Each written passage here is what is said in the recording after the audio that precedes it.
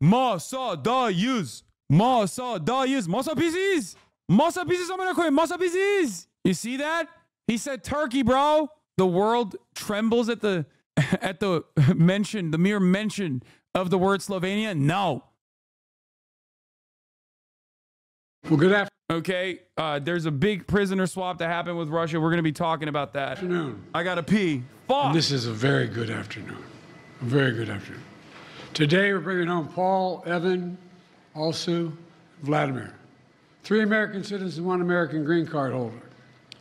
All 4 have been imprisoned unjustly in Russia. Paul for nearly 6 years. Vladimir since 2022. Evan since March of 2023. And Alsu since October of 2023. Russian authorities arrested them, convicted them in show trials, and sentenced them to long prison terms with absolutely no legitimate reason whatsoever, none. Paul, a former Marine, was in Russia for a wedding. Evan, a journalist with a Russian, in Russia, was in Russia, assigned by the Wall Street Journal. Alsu, also a journalist, was in Russia to see family. All 3 falsely accused of being spies. And Vladimir, who was a Russian citizen by birth and holds an American green card, is a Pulitzer Prize-winning journalist and was a pallbearer at my friend John McCain's funeral with me. He spoke out against Putin's regime, and for that he was convicted of treason. And now, their brutal ordeal is over, and they're free. Moments ago, the families and I were able to speak to them on the telephone from the Oval Office. They're out of Russia. Earlier today, they were flown to Turkey, and soon they'll be wheels up on their way home to see their families. This is an incredible relief for all the family members gathered here. It's relief. Let's go, Turkey mention. Also, Paul Whelan, 100p was a spy, and not even a good one at that.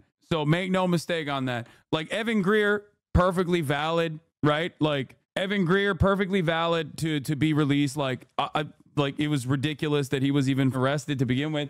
Classic Russian, okay?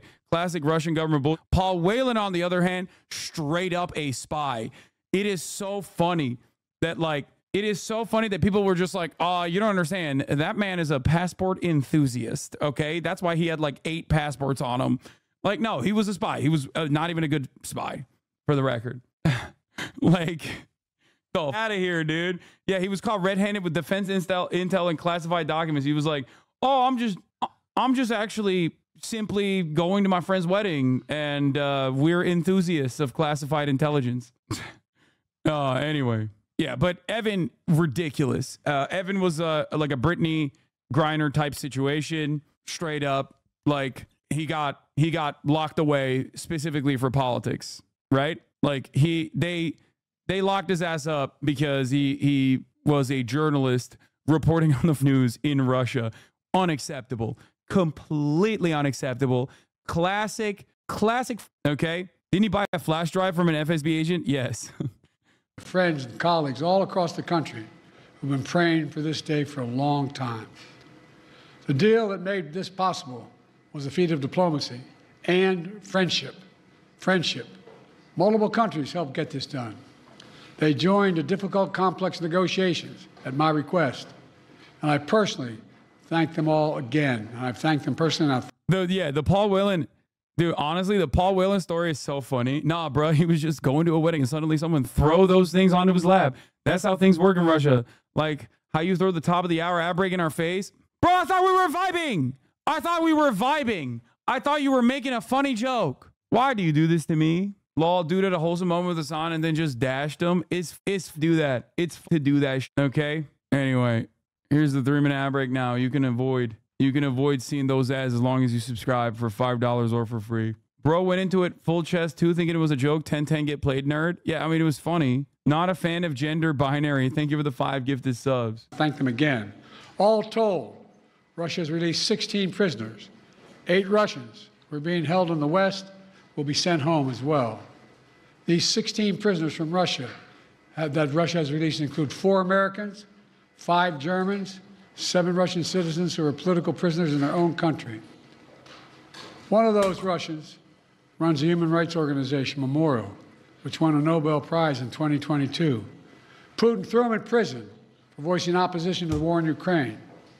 4 others work with— Bro, they should release that Twitch streamer. Holy there was literally a Twitch streamer that's like talking about Bucha that got. Did they release her? There was a Russian Twitch streamer that literally got arrested and put in prison for talking about what Russia was doing in Bucha. It's crazy. Yeah, I mean, this is like one of the million different reasons why I'm not like, you know, I never push Z and regularly on Vladimir Putin, and am also genuinely afraid of like going to a country like Russia in general.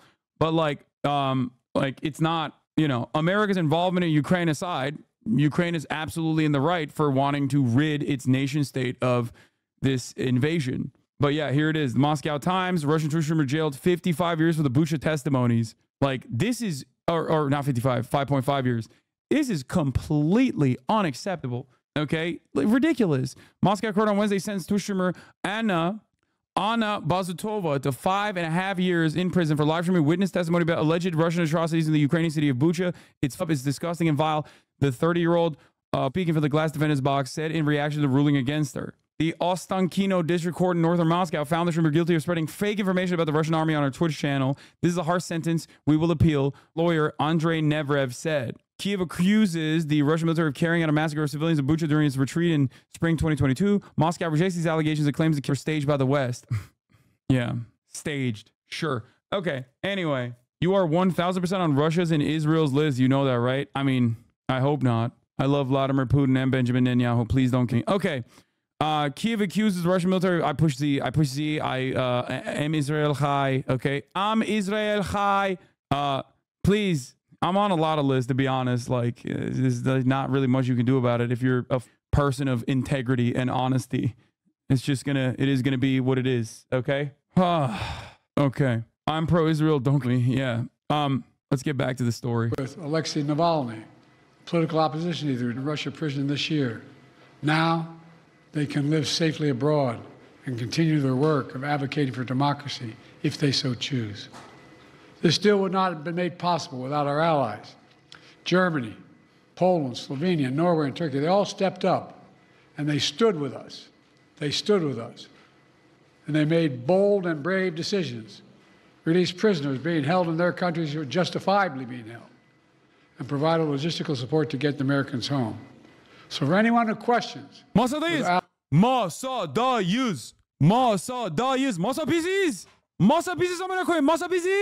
You see that? He said Turkey, bro. The world trembles at the mention, the mere mention of the word Slovenia. No, the word trembles at the mere thought of how much Turkey participated in this. Do you understand? He said it multiple times now. He said it multiple times, bro. He said, Turkey, we couldn't have done it without you. I'll take it. I'll take it. That's right. That's the leader of the free world, bro. Put some respect on it. Meanwhile, Israel's like, get Turkey out of NATO. Shut the fuck, bitch. I don't hear your word. I don't hear your name being mentioned in this process. All I hear is Turkey, Turkey, Turkey. Put us back on the F-35 program. Fuck it, dude. Allies matter. They do. They matter. And today is a powerful example of why it's vital to have friends in this world. Americans, because there's no like Americans are too invested in eating jalapeno poppers to have like a sense of hyper-nationalistic sentiment. The average Turkish person will beat the shit out of you if you like desecrate the flag. It is illegal to do so. Like the average Turkish person, the most liberal Turkish person. That's why I kind of understand where, you know, the leftist Israelis are coming from whenever they talk. America is too global of a force, too dominant worldwide, and too invested in capitalism to have like a sense of nationalistic, like a sense of national identity. After all, look at this, bro.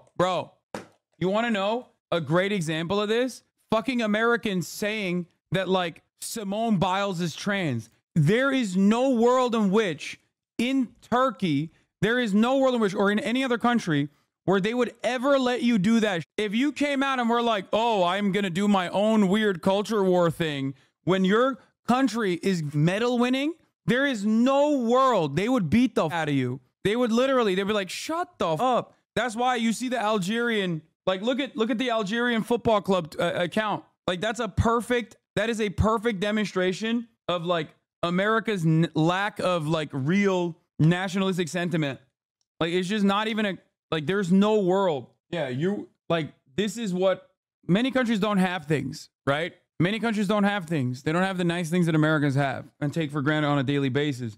So this is the one thing that they have, right? So the Olympics is pretty important for them. So they would never allow in a million years to let you disparage their gold medal winning athlete. Americans, on the other hand, are so invested in their own like minutia, their weird culture war issues like that they literally will rip into their own athletes. They'll talk about like how, oh, I can't believe LeBron is the flag bearer. Like, that is a completely unacceptable take. Especially on matters of great consequence and sensitivity like this. Our alliances make our people safer. And we began to see that again today. Let me say this. It says a lot about the United States that we work relentlessly to free Americans who are unjustly held around the world. It also says a lot about us that this deal includes the release of Russian political prisoners. They stood up for democracy and human rights. Their own leaders threw them in prison. The United States helped secure their release as well. That's who we are in the United States. We stand for freedom, for liberty, for justice, not only for our own people, but for others as well. And that's why all Americans can take pride in what we've achieved today. I want to thank everyone in my administration who helped make this happen. Our work did not start just on day one. It started before day one.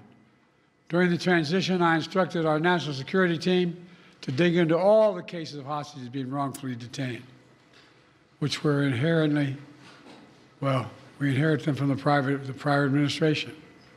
I wanted to make sure we hit the ground running, and we did. As of today, my administration has brought home over 70 Americans who were wrongfully detained and held hostage abroad, many since before I took office. Additionally, I issued an executive order in 2022 authorizing penalties like sanctions and travel bans on those who hold Americans against their will. And my State Department has introduced new warnings for Americans about the risk of being wrongfully detained by a foreign government. Deals like this one come with tough calls, and there are never any guarantees. But there's nothing that matters more to me than protecting Americans at home and abroad. And so we'll continue to work for the release of all wrongfully detained Americans around the world. Let me end where I began, with Paul, Evan, and also Vladimir and their families. They never gave up hope. We can't imagine what they've been through, all of you. Matter of fact, this lady right here, I think, was living in the Oval Office with us for a while. All kidding aside, can't imagine their joy. Even if they're Israeli, actually. Like, bro, there's like a ton of American-Israeli dual citizens that are still apprehended. And this dumb can't even put together a goddamn ceasefire and hostage release program because our unsinkable aircraft carrier in the Middle East has decided that they're going to be dog walking us in broad daylight publicly. Right now, they're home. Tomorrow's a big day. The 13th birthday of Miriam. Miriam, where are you? Come here. You all know we have a tradition in the Biden family. We sing happy birthday on any birthday. You ready? All of you. Happy birthday to you. Happy birthday to you. Happy birthday, dear Miriam. Happy birthday to you. Remember, no serious guys till you're 30. God love you. She's Alsu's daughter. Now she gets to celebrate with her mom. That's what this is all about. Families able to be together again, like they should have been all along. So I want to thank you again to everyone who did their part. In just a few hours, we'll welcome home our fellow Americans. We're looking forward to that. God willing, we're going to be out at Andrews and get that done. So thank you, thank you, thank you. And this is a good day. What did you say to them on the phone, sir? What did you say when they answered the phone on the other side? I said, welcome almost home. countries, these so-called abductor states, from simply taking more Americans in order to get more of their prisoners held? How do you end these perverse incentives, sir? Well, we're advising people not to go certain places. Bro, the American media is so insane. Come on, man. This is like, this is a good thing, man. I said this with Brittany Griner. Like how freak-like are you? You're literally staring at the hostage families and being like, hey, the president, you're just giving a perverse incentive for these countries to capture more American citizens because you will inevitably release, you know, Russian prisoners at their behest. It's like, bro, their families are right there, bro. Have some decency, dude. What the that's insane. Like, that's insane. It's a good thing. It is always objectively a good thing to release hostages, okay? What the you are one boring streamer, you. Good one. Tell them what's at risk, what's at stake. Mr. President, where are these negotiations, and can you speak to the complexity of working with 6 countries to secure these releases? Well, look, Turkey made it I'm not easy. going to take Say the time it. now, but I'll do this later in the Say week. it. Turkey made that easy as hell. I particularly own a great sense of gratitude to the Chancellor. The demands they're making of me required me to get some significant concessions from Germany, which they originally concluded they could not do because of the person. But everybody stepped up. Poland stepped up. Slovenia stepped up. Turkey stepped up. Yep. And it matters to have relationships. It really does. Turkey These stepped things up. matter. Pardon me? Could this improve relations with Russia? Is there any avenue for that after this prisoner exchange deal? Good question. Not a bad question, a good question. Why is that a good question? Because up until this moment, the posturing from our State Department has been no talks with Russia whatsoever. That's unacceptable. We can't even talk to them.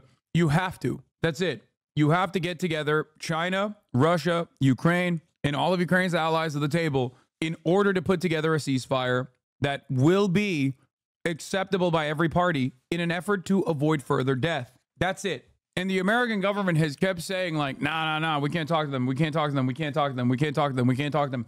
And it's actually been genuinely bad. They have to do that. So I think that's a good question. As my sister might say, your lips to God's ears, man. Did you ever speak with Vladimir Putin about this? Or would you be willing to speak with Putin now directly? I don't need to speak with Putin. How did you weigh that decision? Bro, you are the leader of the free world, dog. What are we talking about? Like, dude, Nixon's administration normalized relations with China. Like, every American president has at some point communicated with the USSR. What are we doing? Like, are you a child? What is this? I hate this narrative, man. No, it's not Chad to be like, oh, I don't need to speak with him. No, it's lame as, dude, you have to do diplomacy. You have to do diplomacy. Sounds like that way it works. I got home innocent people. Thank you. All right. Thanks, everybody.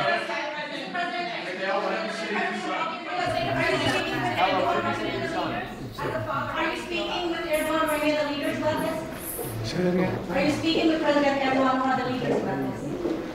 Because I've spoken to all the leaders about this. What did you say about And by the way, as a father, look, you heard me say this before. I mean it. My dad's a simple proposition. Family is the beginning, the middle, and the end. Blood of my blood, bone of my bone. I can think of nothing more consequential. I mean it sincerely. And having lost family, not a different way, and not knowing what's happening, the circumstance when they're accidental, help, it matters. Mr. President, what did Germany ask for in response for their cooperation? Nothing. President What did Chancellor Scholz say? President Trump has said repeatedly that he could have gotten the hostages out without giving anything in exchange. What do you say to that? What do you say to President Trump now, former president? Why didn't he do it when he was president? Sir, what did Chancellor Scholz say? Good line, actually. Russia would just make a ridiculous offer to show off how much the U.S. doesn't want peace is useless. Bro, what are you talking about, Chad McFart? Like, even if that's the case, the idea that we're not letting that happen is so insane.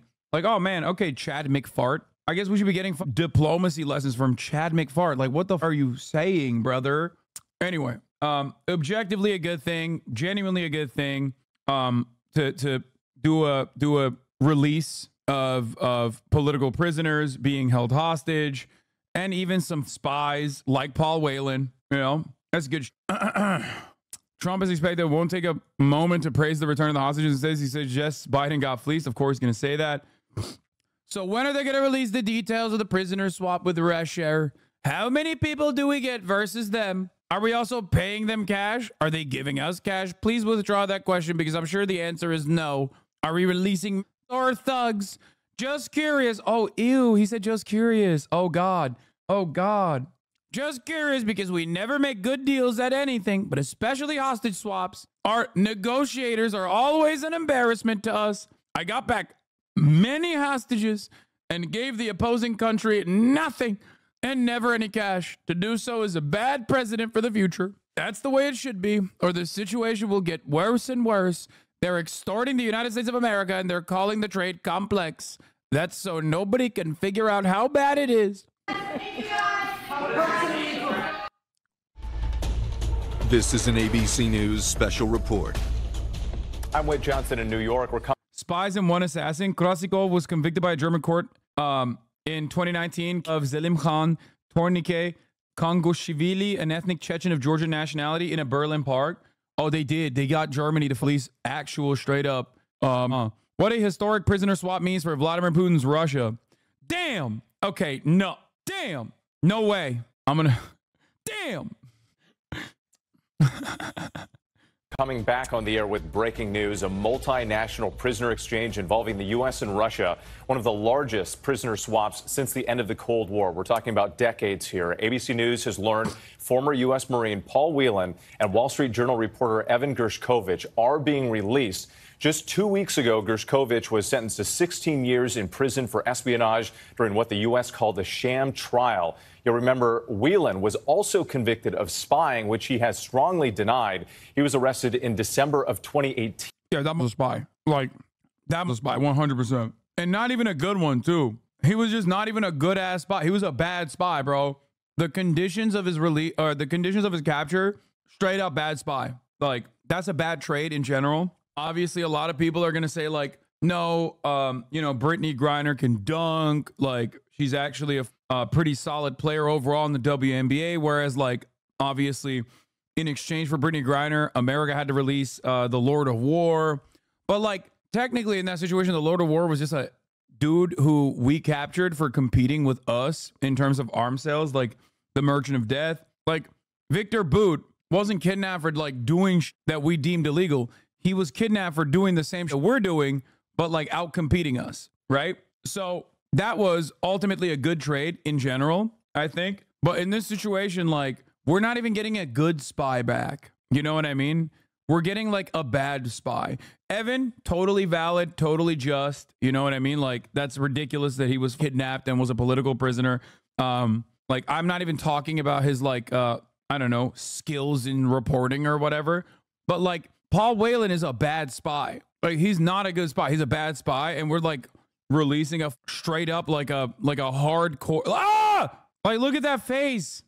I'm just saying, like, probably not worth, but hey, whatever. The U.S. has tried to include him in other prisoner swaps, including the release of WNBA star Brittany Griner, only to be rejected by Moscow. President Biden has made winning the release of detained Americans in Russia a top priority since taking office. And again, these details just coming in. Let's get right to ABC's chief White House correspondent, Mary Bruce. We know it's a fluid situation, Mary, but what are you learning now? Well, Whit, this is the largest and most complex prisoner exchange since the end of the Cold War. This has taken months of detailed, painstaking negotiations. The president himself deeply involved in these conversations. We are told that he has been monitoring this in near real time throughout this morning. I love that they never talk about Paul Whelan's like background at all. like what did he do, bro? Because like with Evan Gershkovich, it's like pretty obvious what happened. Evan is a Wall Street Journal reporter, and they literally kidnapped him. They kidnapped him straight up. They kidnapped him for political reason. Paul Whelan, on the other hand, like, that was before the Ukraine stuff. Like, you know what I mean?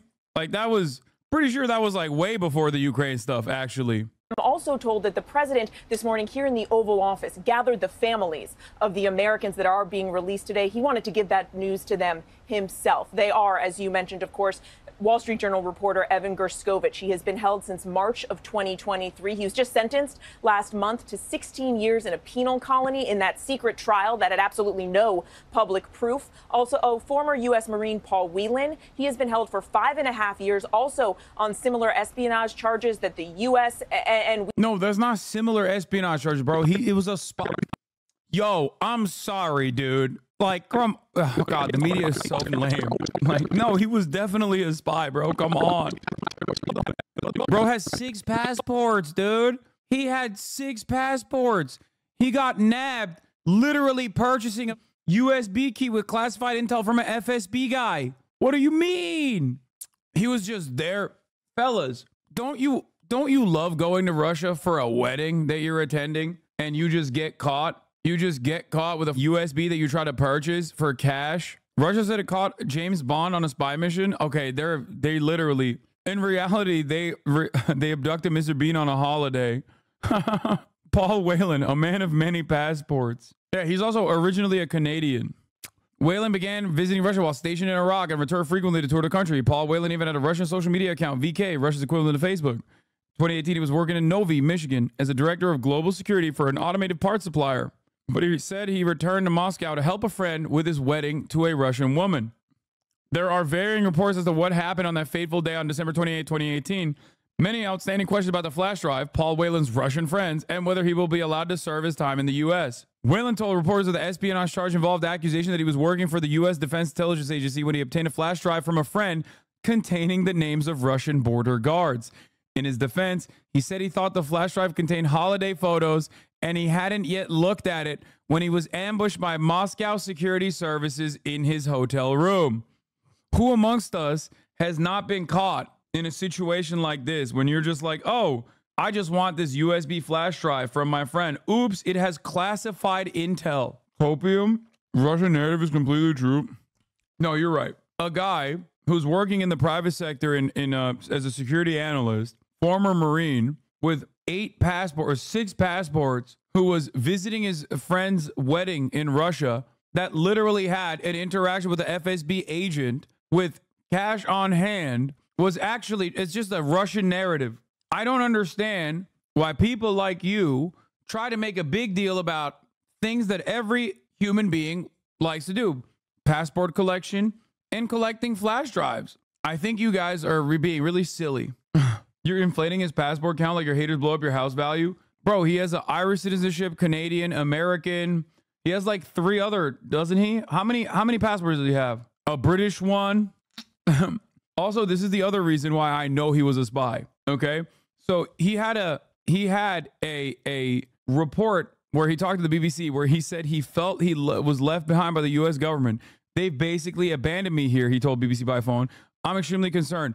With each case, my case is going to the back of the line. They've kind of just left me in the dust. And at this point, this juncture is very concerning.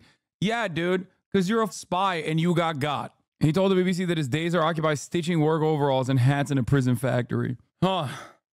You are throwing shade at this man who was just collecting items for his Mission Impossible cosplay. Yeah, I just think it's, silly to act like he wasn't a spy. America did it. They got the trade off. They popped off with the fucking trade.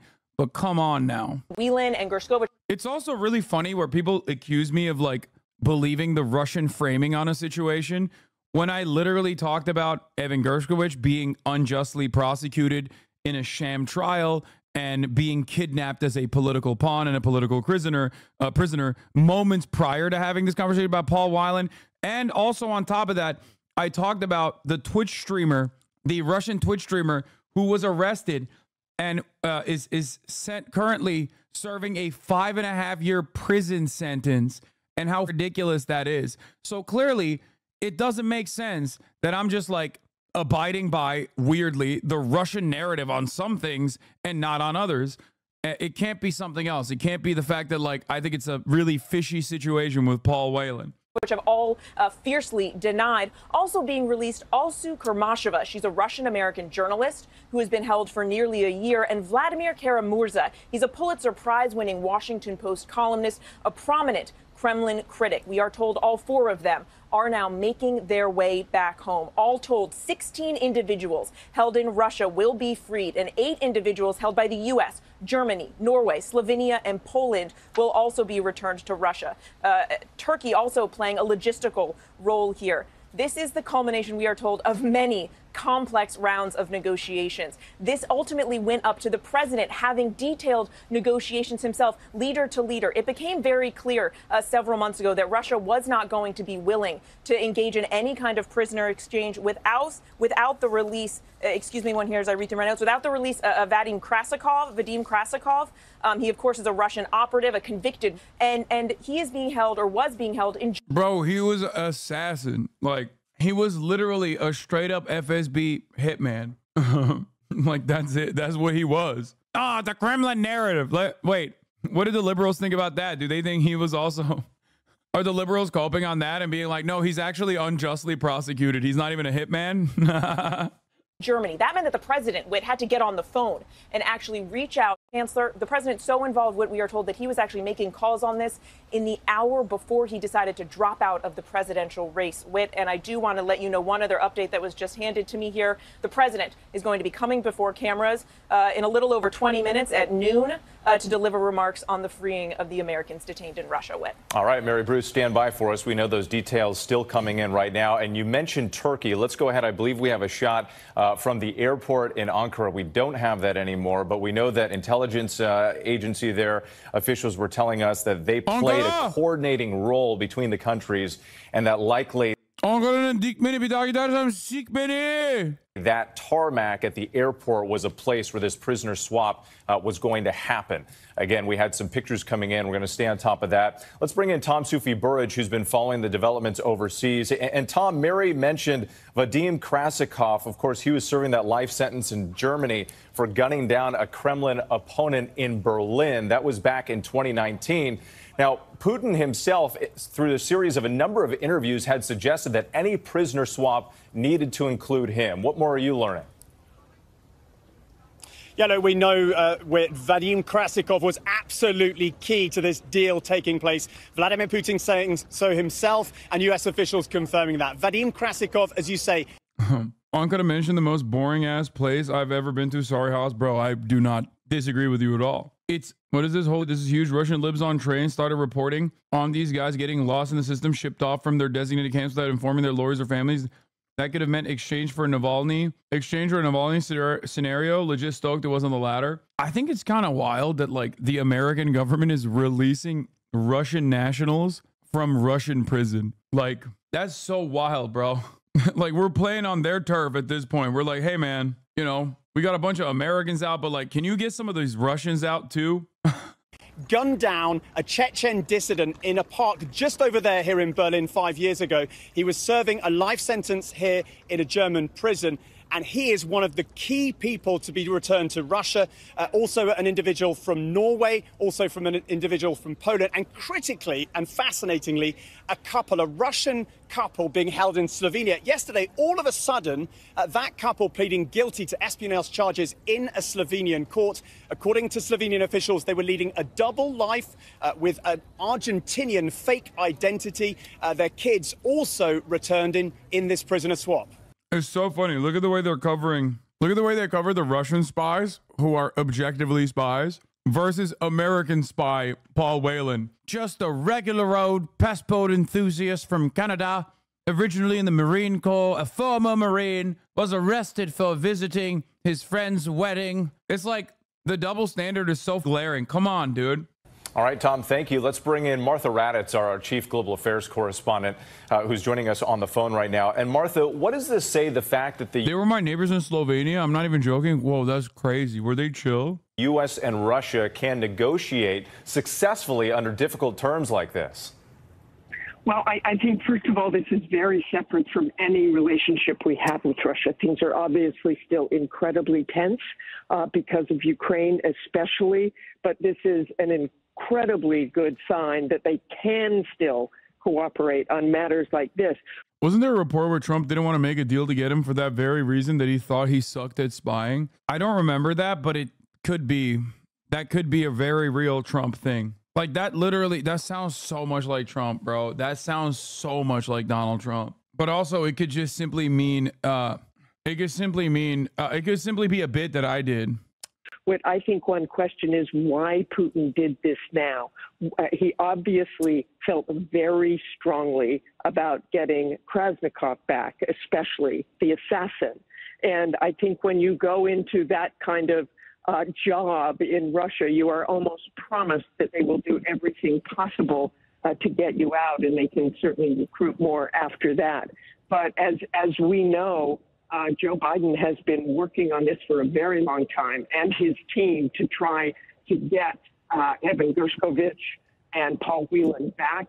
The families have also been so critical and so key in all of this. They did not let anyone forget that Evan and Paul and the others, and there was always talk of the others. We want everyone released, possibly, but ain't nobody gave a f about Paul, dude. Nobody was talking about Paul. Everybody was talking about Evan, which makes sense because it was unjust. The families and the Wall Street Journal, certainly for Evan, just kept the focus on these prisoners and said they would do absolutely anything so people did not forget that they were held so long. So the family certainly celebrating this morning the soon-to-be arrival of their family members with. Yeah, just an agonizing wait for these families as these negotiations played out behind the scenes. Martha, thank you. Let's go back to Mary Bruce at the White House as you're getting more detail, because, Mary, you talked about how President Biden himself had been involved. These negotiations were going on behind the scenes. Obviously, there was that high-profile prisoner swap with Brittany Griner a while back. And then there was a setback after the death of Alexei Navalny. There was some question as to whether he could be involved in a swap going forward. What else can you tell us about how we got to this point today and the president's involvement? Well, what we are actually now hearing from the president, he has just put out a paper statement saying the deal that secured their freedom was a feat of diplomacy. He said some of these men and women have been unjustly held for years, saying all have endured unimaginable suffering and uncertainty. The president saying today. Paul watching this in tears right now. That's the other thing. Now we know why Navalny, mysteriously, for the record, because like it didn't make any sense why he was just like murked out of nowhere in the middle of like in an upcoming election. It's not like he had any juice. Like now we know why he was murked. I think they just literally were like, yeah, the hostage negotiations are happening. They're going to want to get Navalny out. We don't want that to happen. So we're just going to deal with it ourselves. And they just cooked his ass. This, in my opinion, this literally shows like, because it didn't make any sense at the time, like why Putin would do this, even though it was definitely something that he did. Now it makes a lot more sense why he did it. Because he didn't want him to be a bargaining chip in the negotiations process, which is still like kind of wild. I guess he dude, the U.S. come on accident? No, it wasn't the United States. Get out of here, dude. Come on. Do you not like onions? No, I love onions. I took onions from a different package and put it in this, so I have more onions in my salad.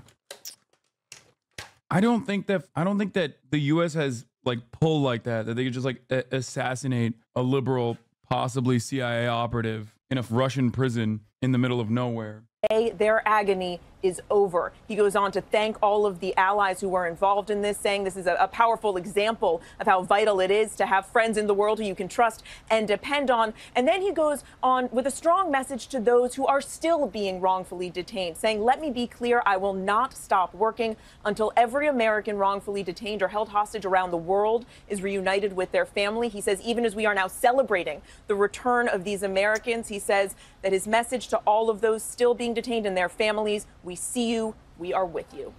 Mary Bruce and our entire team, thank you. Once again, President Biden expected to make some remarks on this. It is kind of funny. I mean, this would be like, there's no equivalency because like the January 6ers actually did some, but it would be like if Putin demanded Biden release the January 6 political prisoners. Oh my God, why doesn't Trump say that? Oh my God, Donald Trump should say that. That's such a good attack line to like sully this entire deal, to be like, why the f are you releasing a guy who murked someone in broad daylight, okay? in the middle of a German street. And what do you get in return? You get Putin to release Russian nationals from prison. So what kind of business does that have to do with you? And then he should say, I never released Paul Whelan because he was a bad spy. Because he was a bad spy, worst of all. And then he should tie that up to like, how about Biden release the political prisoners that are American, in all caps, in the United States of America? That's right, I'm talking about the January 6th prisoners that are unjustly serving sentences. They saw sham trials like the sham trial that I saw, but the American people are waking up. Prisoner swap, unprecedented. We haven't seen anything like this since the end of the Cold War. When that happens, we will break back in. But for now, our coverage continues on ABC News Live and abcnews.com. We'll have a full wrap-up on world news tonight. So for now, we'll send you back to regular programming. And in some parts of the country, that's Good Morning America. I'm Wade Johnson in New York. Have a great day. This has been a special report from ABC News. Matthew Chance is in London. Matthew, you know, when you think about how all this happened, and I referenced, you know, changes at the FSB's Fifth Service, you also have, as so central to this, we know Vladimir Putin wanted the return of an assassin who was serving a life sentence in Germany, Vadim Krasikov, and that there were some in the German government who did not want to do this. And all these pieces and players had to come into place at the right time with the right conversations for this to happen. But yet ultimately, Matthew, Vladimir Putin had to say yes. And why do you think he said yes now? I think this is a great deal for Vladimir Putin. I mean, he has managed to basically get back a Kremlin assassin, a colonel in the FSB, who in broad daylight, a Chechen dissident in the center of the German capital, in exchange, as well as a lot of other people as well. I think that's worse than Victor Bout. Like, Victor Bout is a high-profile get for the American State Department, but, like, he's been out of commission for multiple generations at this point. He's just going to go on Russian television and be a mouthpiece, right? Like, and also, he was arrested for, like, arms trafficking when we are supposed to be doing the arms trafficking. Like, he was arrested as competition, basically. Like, whereas this guy was an active assassin. It's pretty wild. It also shows how unimaginably cooked Germany is to America. Why can't we do this? Why can't we do this for Israel? Can we just like make Israel stop? Like, Germany is so fucking cooked to America. We just made one fucking phone call. We were like, hey, release this guy who did a hit. Release this Russian hitman who did a hit in fucking broad daylight. And Germany was like, okay, fine. Who Russia is interested in and may have information that Russia wants to keep, you know, to itself and not be disclosed to its rivals, in exchange for a group of individuals who, you know, for all intents and purposes, did nothing wrong. People like Evan Gershkovich, who was doing his job as a journalist. He was accused and convicted of espionage, of spying for the CIA, but he categorically denied it, as did the US government. Paul Whelan as well, this former Marine who's been in a Russian jail for the best part of the past 6 years. He was in Moscow attending a wedding, and he was accused and convicted and sentenced to 6. I love our media so much. I love our media so much. Like, dude, I don't think Evan is a fucking spy, by the way. I think he got clapped because wrong place, wrong time, not allowed to be an American journalist in Russia. Okay? But Paul Whelan, come on, man. 16 years for spying as well. And so, yes, this is a big tactical victory on the part of the United States. They're bringing these people. You think they're saying similar shit about their assassin in Germany and Russia? Fuck no. They're like, yo, our big dog just murked some fucking Chechen monster and we just got him. They're going to be doing fucking victory laps. That's what they did with Victor Bout.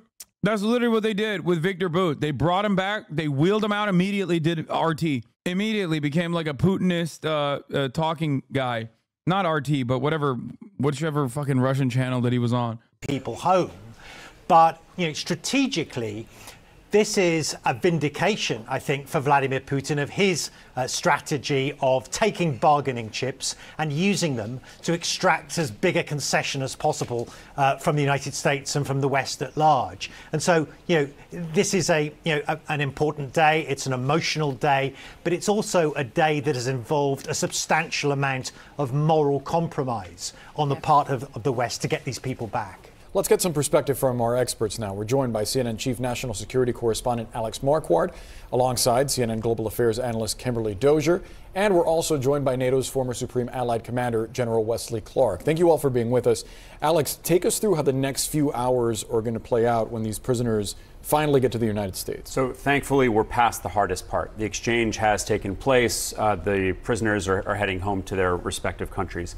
When it comes to the United States, they are going to be coming home and then offered medical and psychological services. Now, MJ mentioned there that President Biden is expected to go out to Andrews, Joint Base Andrews. So we could see these four, the three Americans plus Vladimir Kara-Murza, who's a green card holder, coming to the East Coast, but they will be offered the opportunity to go out to San Antonio, Texas. The Brooke Army Medical Center is part of the big... It'll never not be weird to me that, like, that man that you're seeing on camera, not this guy, but General Wesley Clark, his son was a co-host of mine at the Young Turks. Biggest Defense Department complex in their system. And they have a special program called PISA, P-I-S-A, that is designed to help people essentially get back on their feet after traumatic events. This is something that Brittany Griner, for example, went through, and Trevor Reed was offered. And so oftentimes we will see people landing in San Antonio, Texas. I think obviously, the family reunions are going to be their biggest priority. We saw some of the family members there with President Biden. And so after that, they will be given all of the necessary things that they may need to adjust and get back on their feet. So this is a tremendously happy moment. Obviously, Paul Whelan's family waiting for almost 6 years since he was arrested in 2018. Evan Gershkovich's family having to deal with his conviction last month to 16 years in a Russian penal colony. Thankfully, just over a month later, he and the other three are coming back to the U.S. Yeah, and the details. Sticks up women's rights. Ridiculous women would vote for a man to beat them up in sports. When will this end? When a lady dies in the ring? Sticks up for women's rights. Watches women get beat to death in a boxing ring. Dude, what kind of pussy ass shit is this? We're watching boxing, bitch. The fuck do you mean? If you're watching women's boxing and you see one woman, born a woman, still a woman, cis woman, beat another woman in 45 seconds because the other woman had to quit, and you're defending the one who had to quit and claiming that the other person was beating her to death and also secretly a man, you're just a bitch. You're a dumbass bitch. You are a pussy. You are a bitch. You are too sensitive for this world. Go cry. Okay? Mike the Killer 316. I'm subhuman because I don't want to see biological men beat up women. No, you're subhuman because you are literally fucking hallucinating a reality. You're so goddamn transphobic and such a fucking bitch, such a motherfucking snowflake that you literally have. Imagine a reality where a cis woman is beating the shit out of another cis woman, and you have decided that that person actually is a man, and you're running along with that. Law, you guys are freaking clowns. I said trans should not be beating up women. Shut your bitch ass up, bro. That was not a trans woman, okay? That was not a trans woman, and you're fucking over here being like, oh, I don't like it. Still trans. That's the funniest thing that people have been doing. Law, call anyone a transphobe that doesn't agree with you? Yes, bro. Of course I'm going to call you a fucking transphobe because you're dumbass. Nah, fuck you. You're a bitch. Oh, am I a bitch? Well, unlike you, I'm not fucking over here crying, okay? I'd knock all you pussies out. No, you wouldn't. You're a fucking internet warrior who literally is scared. Bunch of soy boys. Yeah, exactly. Mike the Killer 316. Call them motherfuckers a bunch of soy boys online. He's so goddamn scared that he saw a brolic woman for once and immediately went, that's a trans woman. That's a man. That's a man. That's a trans woman. That's a man. But yeah, no, all of these people in this community are the actual pussies. At the top of the hour, unless you subscribe for $6 or for free with a Twitch Prime. Here's the 3-minute ad break now.